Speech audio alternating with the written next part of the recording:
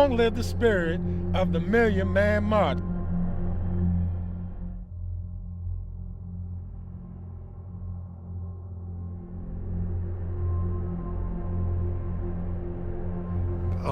Black folks had looked at the gang wars. There was a lot of, violence and, so-called black on black crime. Lack of education, lack of proper health. 350, 380 murders a year that were happening in the city, and most of those people were black men.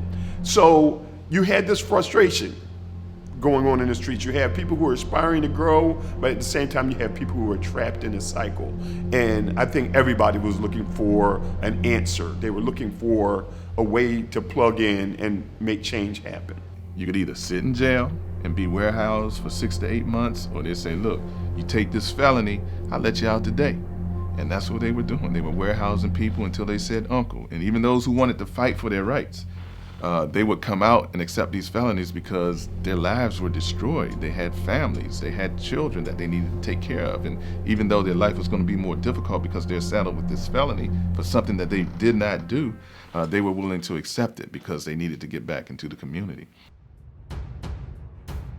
For me, the 90s represented the reestablishment of the Black Power movement. That the strength of the black community is the black man. And so at the end of the day, we had to now take on that task. And so comes that now is the Million Men March. And when the announcement of the Million Men March come forward to bring 1 million black men, bringing them to Washington for what? It was about responsibility. It was about how can we now, as the backbone of our community or society, stand up to make a difference in our community. And that's what led. So now we had to start crisscross the country. We had to start forming local organizing committee. This is where we started to see black leadership from the Nation of Islam, from the churches, from the civic organization, from the political spectrum, all working together to bring 1 million black men into Washington, D.C. It was a beautiful act. And say that we were going to do better as black men.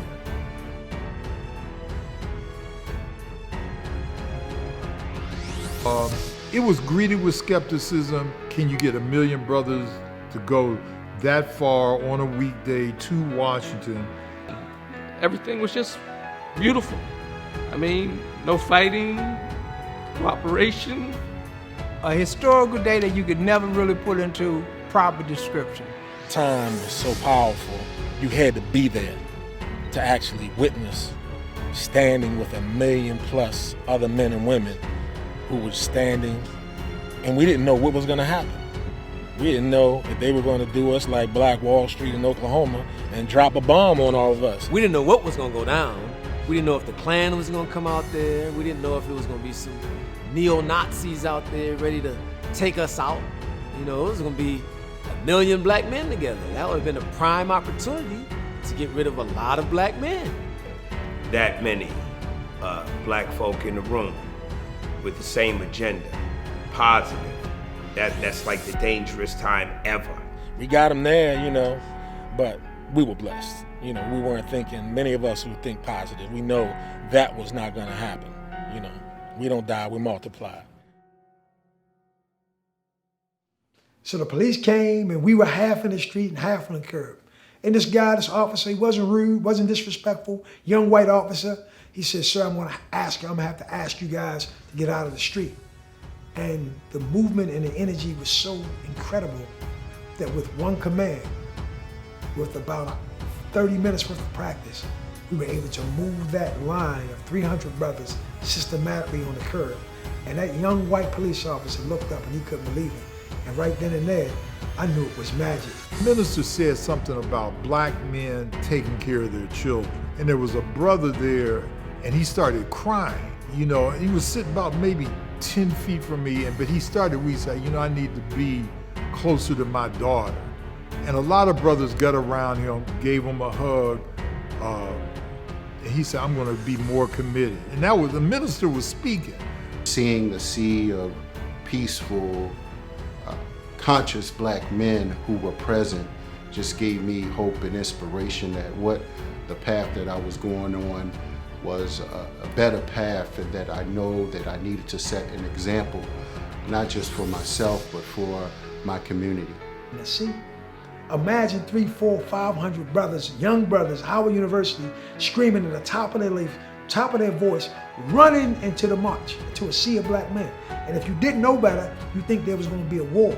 But you watch that sea of 500 merge into that sea of 1 million. That's like one of my most amazing memories. He said, well, I want to know where the money was. And there's been an audit of the Million Man March, which appeared online in December of that year. So it's been online, 23, 24 years. Get ripped off daily by America. Well, I can't say what all happened after the march, because a lot of things happened after the march that we don't even know that happened.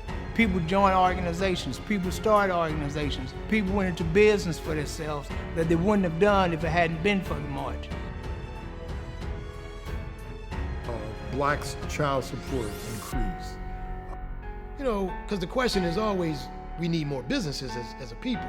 We know that statistically there are very few black businesses, and in fact, the ones that exist are weak because the average black business only makes $40,000 a year, $45,000 a year, and has one employee, and normally that's the owner. So that's a very weak state to be in. One of the largest problems of why these problems exist in our community, they existed before the Million Man March, during the Million Man March, and since the Million Man March, is that we haven't built our economic power up. We haven't gotten collective on building wealth. Financially independent. An identity, a searching for a consciousness, searching for a purpose. And I believe that many of us kept the pledge alive. And so I'll continue to keep the pledge alive. When we get our banking and our money together, I guarantee you, the whole world will come to our footsteps and say, hey, we want to invest with you. Nobody on earth that's been through what we went through the Middle Passage and all that have transformed themselves to be where we are today. So now what we challenge to do is this: not only to have those financial investments in our community, not only to create those jobs, but also to be seen, also to stand up, also to work together, which I think really are the key elements of a new tomorrow for us, of a new mind of thinking for the black community. Long live the spirit of the Million Man March. Say it with me. Long live the spirit of the Million Man March.